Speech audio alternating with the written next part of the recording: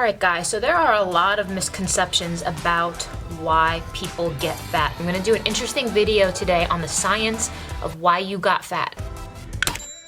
It doesn't matter what you put in your mouth, if that food is not able to get to the cells when they need it, you can be starving on a cellular level.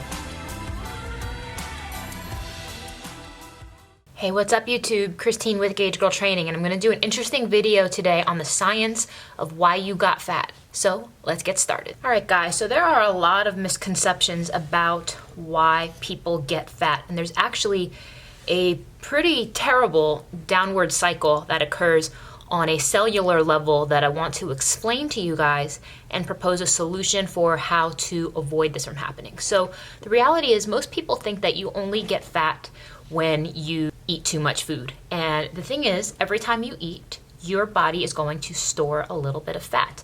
Now, what ends up happening is your body is going to end up using some of that fat for fuel in between meals when you're not eating. Now, the thing is, some people have efficient cells. This means that they can take fat in easily, they can release it easily, and that's great. Those people do not have any problem with weight gain. However, some people have inefficient fat cells, and that means that fat comes out slowly, if at all, as an energy source. And I want to pause there for a moment, because if you have inefficient fat cells, right, your body is saying, hey, I need energy to do this, but you're not able to get energy, your body is going to have a signal saying, I'm hungry, I need more food.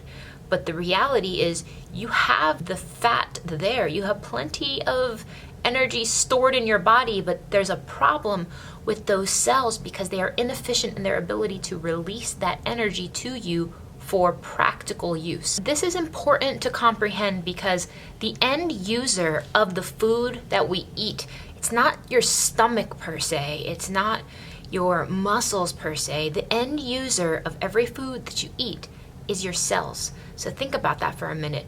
It doesn't matter what you put in your mouth, if that food is not able to get to the cells when they need it, you can be starving on a cellular level, and your body is telling you, I need to eat something if the cells are not able to pull the energy that they need from what's already there. So here's the problem. You are not getting fat because you are eating more. You are eating more because you are getting fat. Let me repeat that. You are not getting fat because you are eating more. You are eating more because you are getting fat. That's a game changer for a lot of people once they realize how and what is happening on the cellular level. So when you eat too many carbohydrates, it's going to raise your blood sugar. Now, when there are excess carbohydrates in your blood, your body is going to release the hormone insulin. This insulin is going to take them and shuttle them out of your blood because you don't want to have too much sugar floating in your blood, and the insulin is going to shuttle all of that inside of your cells. And because like a high blood sugar is going to be toxic, your body releases insulin and that helps to bring it down. Great.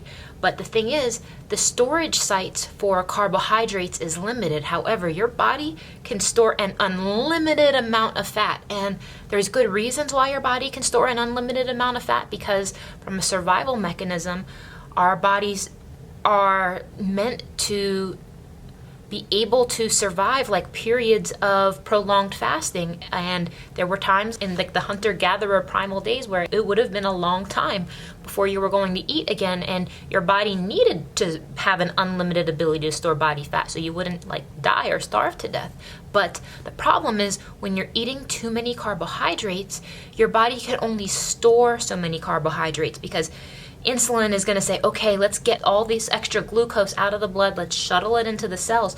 But if you eat too much, what's going to happen is the excess is going to be pushed to be stored and converted as body fat. See, this is the problem. Insulin is a muscle building hormone because it's shuttling nutrients into the cell. It's helping the carbohydrates go into your cell. It's helping the amino acids go into your cell. Great.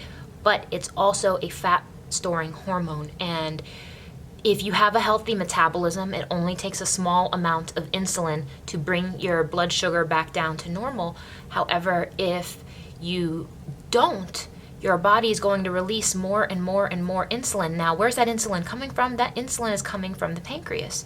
Now, the problem is, as your body is releasing more and more insulin to deal with all of the glucose in your bloodstream, you guys don't realize is that the pancreas, it releases the hormone insulin, but it also releases the hormone glucagon. Now, glucagon is the hormone that helps your body burn stored body fat. But the thing is, the glucagon piece is shut off because the pancreas is saying, oh crap, there's all this blood sugar that I got to deal with, and I don't know what to do with it because there's just so much that your body will not allow you to use your stored fat as energy. So what's going to happen is you are going to get hungrier and hungrier and hungrier, all as a result of eating excess simple sugars. Now, if you keep eating excess simple sugars, your body can begin to become more and more and more insulin resistant, which is just not a good thing. So the thing is, here's the problem. You are eating more because you're starving on a cellular level. You can be morbidly obese, but cellularly starving. Does that make sense, guys? So if you are starving on the cellular level, what do you do? How do you break this cycle? Because some of you guys are having a hard time changing your eating habits. You're having a hard time having this all make sense for you. And the thing is, you guys, you are gaining weight because it's from a hormonal level, like your body is making you because your cells are starving. You have the stored body fat on you, but your body is not allowing you to use that fat for fuel because your pancreas is so busy here, like creating all this insulin to shuttle all of the simple sugars out of your bloodstream, that glucagon hormone production is just completely stopped. So what do you do? What do you do? Now, this is where I think it is so crucial to carefully evaluate the type of carbohydrates that you eat. Carbohydrates are not bad. I know a lot of you guys are afraid of carbs. Carbs are not bad. You need carbs. You need carbs for energy. You need carbs for fuel. But I caution you guys to make sure that you are consuming complex carbohydrates, especially if you feel like you are one of those people who's like almost like legit addicted to sugar. And that's a real thing, you guys, because you are cellularly starving, and that is not a good place to be. However, once you get the system changed by moving over to eating more complex carbohydrates, that's not going to spike your blood sugar as rapidly. It's going to absorb at a much slower rate. Your body is still going to require insulin to shuttle it out, but not as much, and not as much as if you have all these simple sugars in your system, and it's going to make a difference. So it is so crucial to truly and carefully consider what you are eating. If you want to lose weight, you guys, it's not just about eating less. It's about eating the right types of food.